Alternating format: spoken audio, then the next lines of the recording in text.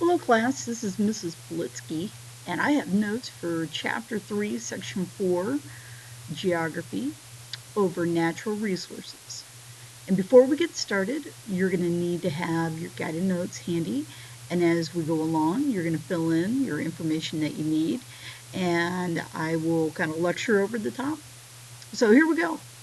We're going to talk a little bit about natural resources. And one of the things that we know about natural resources is that any material in nature that people use and has a value is a natural resource. Some of our natural resources are what we call renewable, such as soil is a renewable resource.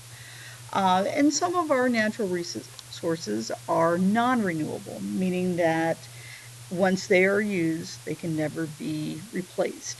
So, in number 2, planting new trees in places where forests have been lost because of deforestation is called reforestation.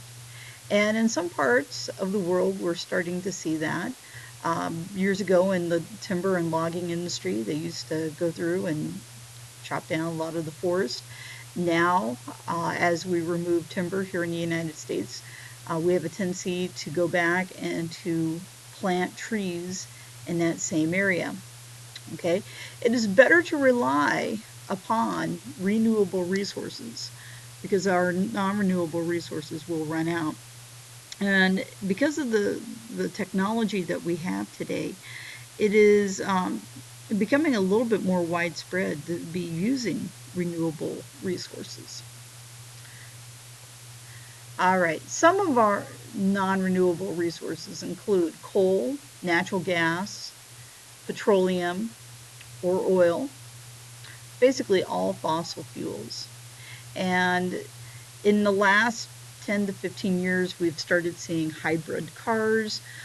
We have a few automakers that are trying to make all electric vehicles, okay, but they haven't quite replaced the typical fossil fuel vehicles that we're used to.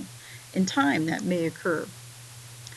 A disadvantage of using wind power occurs when the wind does not blow. Hence, it provides no power whatsoever. Many of our utility companies today have gone through and mapped where certain areas receive the best sustained winds. And we're lucky to live in one of those areas here in the Midwest. Though there are some areas where if somebody would establish a windmill or one of the new wind turbines that are being put up, they would want to make sure that that's in an area where they know that this would actually be worth the cost of the construction. All right. As an energy source, coal has been advantageous because it can provide both heat and electricity. It's also very plentiful, though its disadvantages are that it creates a lot of pollution and at some point in time will run out. A lot of the coal that we see mined, at least in this part of the country, actually comes out of the state of Wyoming.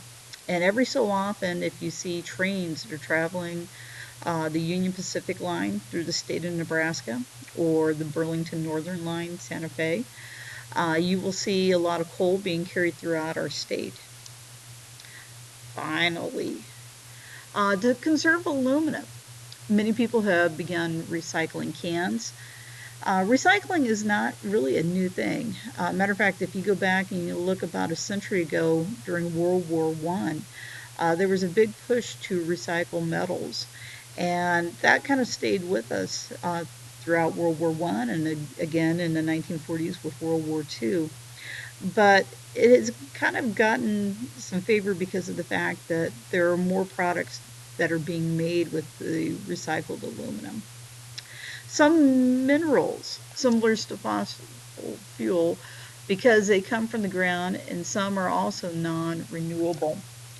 So when we talk about, um, for example, copper, nickel, okay, in some cases granite and limestone, some of those items at some point in time we may not be able to replace. Some natural resources found in the United States are fertile farmland. And I think over the years we have done a better job of trying to conserve the soil. We have better farming practices today than we did maybe a century ago. Our forest, and again, we've tried to do more to preserve those forested areas. And finally, our petroleum or our oil here in the United States. All right, I hope you were paying attention and that you got everything written down. Thanks.